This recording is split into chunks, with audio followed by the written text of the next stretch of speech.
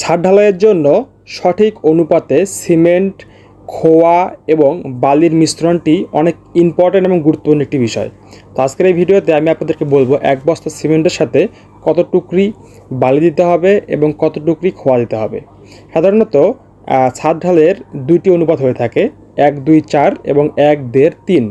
স্বাভাবিক ক্ষেত্রে 1-1.5-3 অনুপাতটি বাংলাদেশে বেশি মেনটেন করা হয় আপনার কনক্রিটের স্থায়িত্বতা এবং শক্তিশালী কনক্রিট হওয়ার জন্য।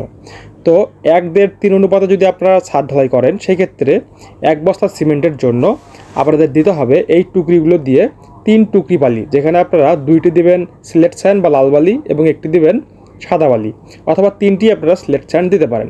এবং এই টুকরিগুলো দিয়ে আপনারা 5টি খোয়া দেবেন, অর্থাৎ 5 টুকরি খোয়া, 3 টুকরি বালি এবং 1 বস্তা সিমেন্ট। এবং অবশ্যই এই হিসেবগুলো খাতায় লিখে রাখার জন্য একজনকে রাখবেন।